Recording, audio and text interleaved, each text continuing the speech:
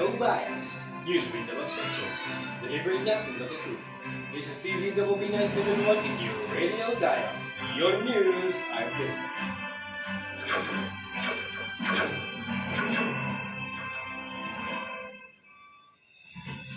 Broadcasting live from Asian Institute of Computer Studies, Maykawayan City. Good afternoon, Philippines. Good afternoon, Asianista. It's a sunny day, January 22, 2024. This is Ivor Lonsol. And this is Jolly May H. Guy, serving you the hottest and the most leading news of the hour. Your news, our business.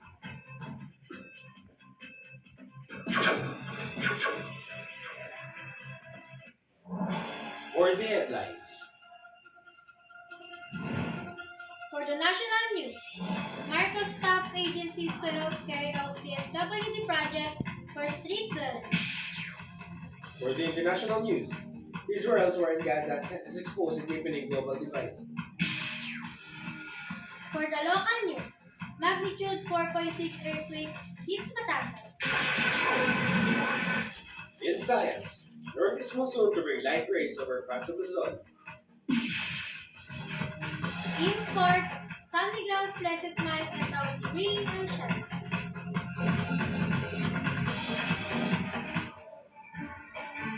Marcos stops agencies to help carry out the SWD project for street dwellers. Here's Ellen Magno for the details.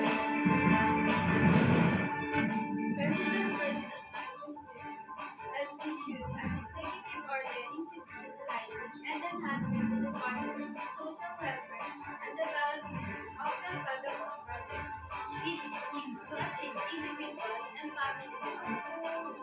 Other agencies staff as revenues include the Departments of Agriculture, Trade, Labor, Health, and Education. Vagabond, which translates was institutionalized as a platform for enhanced and unified service delivery for vulnerable and disadvantaged children, individuals, and families in street situations. According to Executive Order Number 2, this is Helen Magno reporting, your news, our business. Thank you, Helen Magno. Israel's war in Gaza has exposed a deepening global divide. Jamaica May has this report. Beyond the current drama, experts' division over the war in Gaza symbolize a widening gap between Israel and its traditional Western allies, notably the United States and Europe, and a group of nations known as the Global South countries, located primarily in the Southern Hemisphere, often characterized by lower income levels and developing economies. This is Jamaica May Sharrow, your news, our business.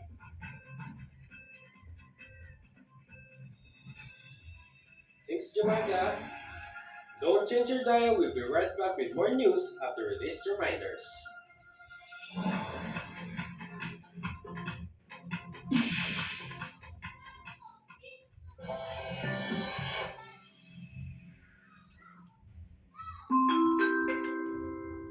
Clock strikes at 7 minutes after the hour of 4.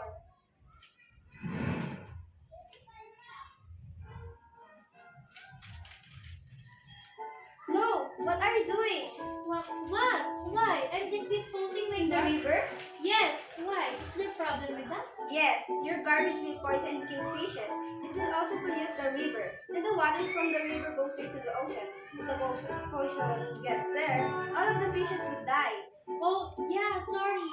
I forgot about that. It's okay, as long as next time you make sure that you don't throw your garbage in the river. I won't. Promise.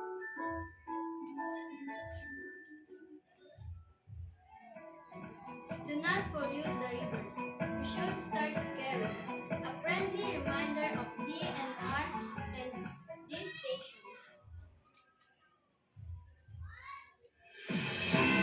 Now we're back. You're still listening to DZWB 971 News Radio.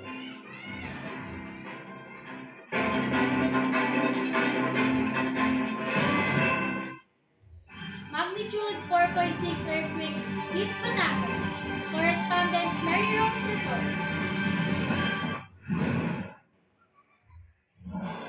Magnitude 4.6 earthquake struck in Batangas at 4 or 4 p.m. on Saturday, January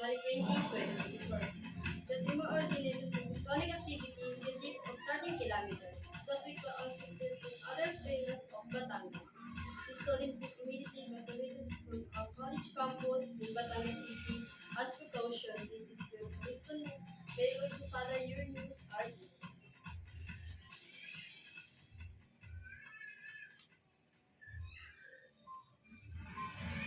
Thank you, Rose. Northeast moves on to bring light rays over part of Luzon. Here's Daisy Dalagan for the Science Update.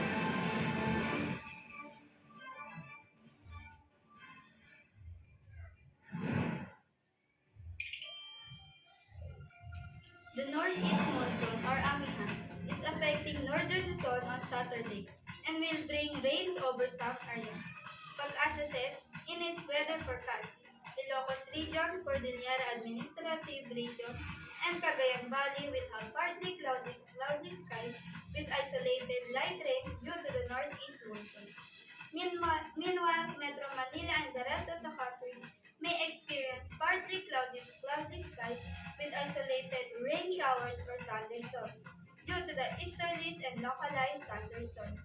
During severe thunderstorms, flash floods or landslide may possibly occur.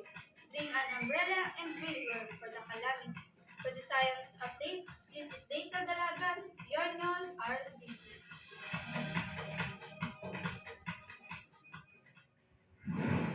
Thank you, Daisel Ann. San Miguel flexes light and counts rain or shine. Here's Sheila Contipo for the update.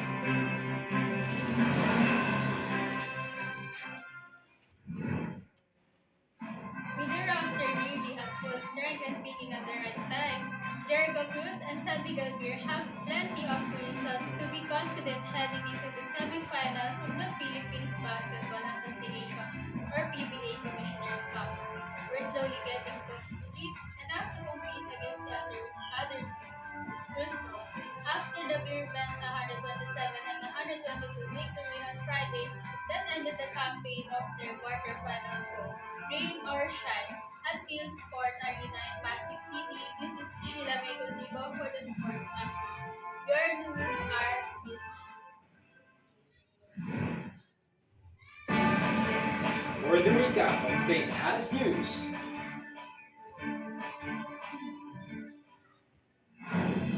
Marcos stops agencies to help carry out the SWD project for street dwellers. Israel's war in Gaza has exposed a deepening global divide. Magnitude 4.6 earthquake hits Batangas. Northeast monsoon to bring light rains over parts of Luzon. San Miguel flexes might and counts rain or shine. This has been Johnny May H. Guy. And this is Hybrid and Son. See you again next time for another 5 minutes News no bias. Rules with no exception. This is DZWB 9701 in radio. Your news, our business. God bless and keep safe.